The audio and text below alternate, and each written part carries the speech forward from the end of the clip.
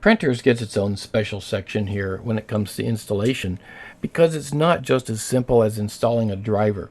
Now, when it comes to installing a driver, I should mention that printers in particular are particular about which order you install the driver.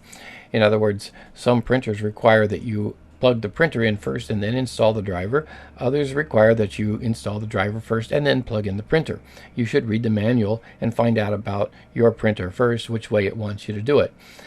So just be very careful about that because printers are picky about that. Now, there's a mention here that printers come in a couple of different ways to install them or to set them up.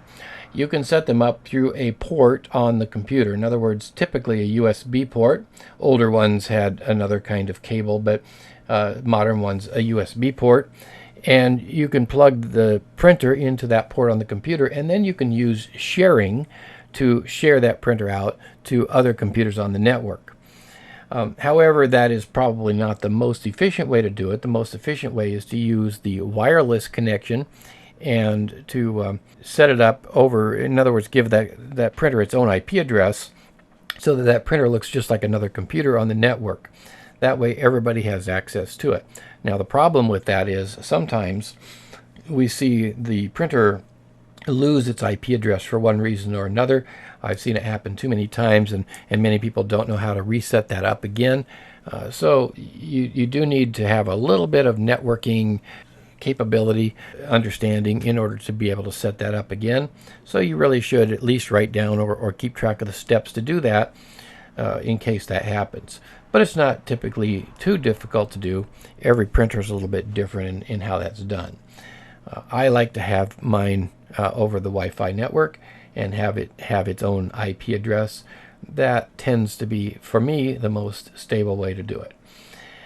So let's talk a little bit about what happens then after you install the driver, because this is one of those cases where you really don't want to use just the plug and play method.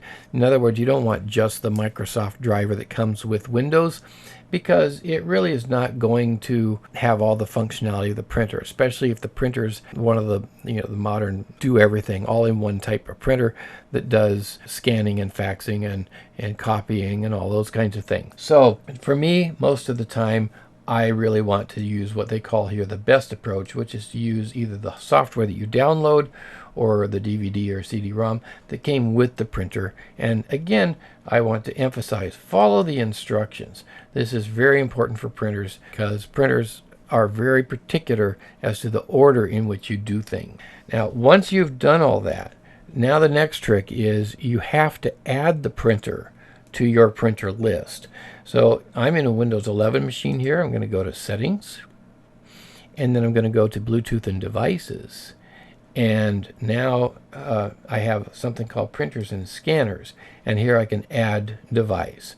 Now you notice that I've actually got 3 printers listed here, my Epson ET3850 series, and then Epson ET3850 network, and then OfficeJet Pro 8600. This one is actually a network printer that is in my wife's office, and it's on the network. This one is on the network and it's in my office, and this is its Wi-Fi connection. And I have this one actually also plugged in as a USB connection.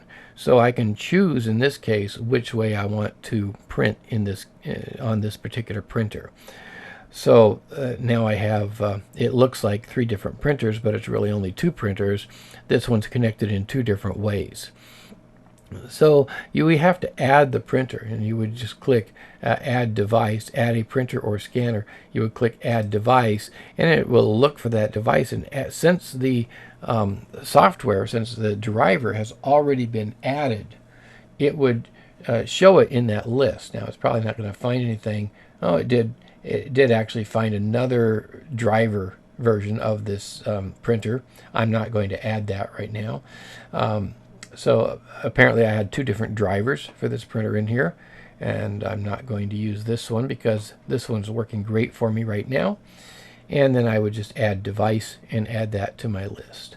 So you have to go through this step as well. So that's it for adding printers.